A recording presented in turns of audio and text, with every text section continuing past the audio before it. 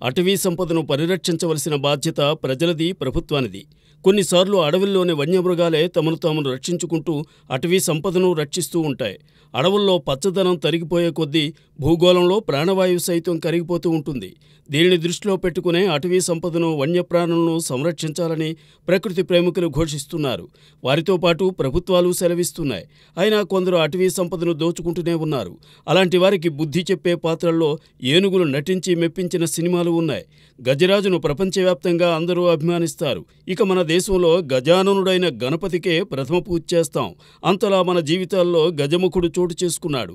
పర్యావరణ పరిరక్షణతో పాటు వన్యప్రాణుల సంరక్షణను గుర్తు చేస్తూనే ఆగస్టు 10న వరల్డ్ లయన్ డే, ఆగస్టు 12న వరల్డ్ ఎలిఫెంట్ డే సాగుతున్నాయి. సింహాల కన్నా మిన్నగా మన చిత్రాల్లో ఏనుగులు కనిపించి ఆకట్టుకున్నాయి. ఉత్తరం, దక్షిణం, తూర్పు, పడమర అన్న తేడా లేకుండా ప్రపంచవ్యాప్తంగా అన్ని సినిమా రంగాల వారు ఏనుగులను తమ చిత్రాల్లో ఉపయోగించి అలరించారు.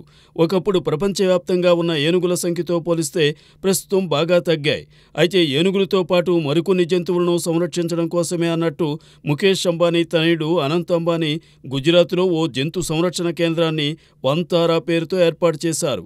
వంతారాలో పలు రకాల ఏనుగులు ఉన్నాయని చెబుతున్నారు. ఇలా ప్రతి ఏటా జంతు సంరక్షణ దినోత్సవాలను జరపడం వల్ల జనాల్లో వాటి పట్ల శ్రద్ధాశక్తులు పెరిగే అవకాశం ఉంది. రాబోయే రోజుల్లో సింహాలు, పులులు, ఏనుగుల వంటి జంతువుల సంఖ్య పెరుగుతుందని ఆశిస్తున్నారు వన్యప్రేమికులు. వారి అభిలాష నెరవేరాలని ఆశిద్దాం.